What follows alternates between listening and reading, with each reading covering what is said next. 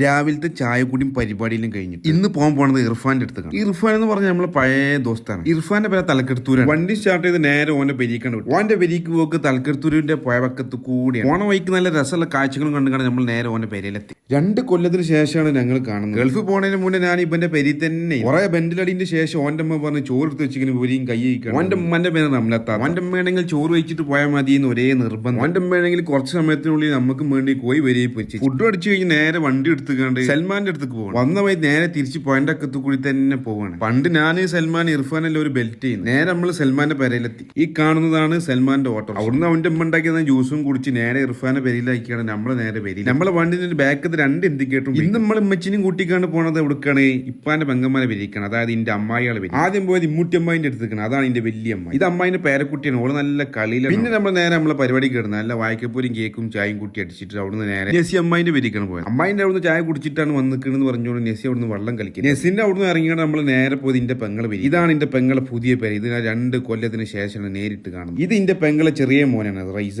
ഇവനിക്ക് 6 മാസം പ്രായമുള്ളപ്പോഴാണ് ഞാൻ പ്രവാസത്തിന് പോയത്. ഓന്റെ ഒപ്പൊക്കെ കളിച്ചിട്ട് നമ്മൾ പെര ഒന്ന് ഫുള്ള് കറങ്ങാം. ഇന്റെ പെങ്ങള് ടൈലറാണ്. ഡ്രസ് കോഡൊക്കെ അവളെ സ്റ്റിച്ച് ചെയ്തിട്ടുണ്ട്. ആവശ്യമുണ്ടെങ്കിൽ കോൺടാക്ട് ചെയ്യും. ഇന്റെ പെങ്ങൾ 2ാമത്തെ മോനിട്ട റയ്യാൻ. അങ്ങനെ അവിടുന്ന് ജ്യൂസും കുടിച്ചിട്ട് നമ്മൾ നേരെ മാളുവിന്റെ പെരിക്കട്ട പോണത് കുറുകത്താണ്. എന്തായാലും ഇന്നത്തെ സ്വീകരണം നല്ല സ്വീകരണം. മാളുവിന്റെ അവിടുന്ന് നമ്മൾ നേരെ പെരിക്കും. അപ്പൊ നാളെ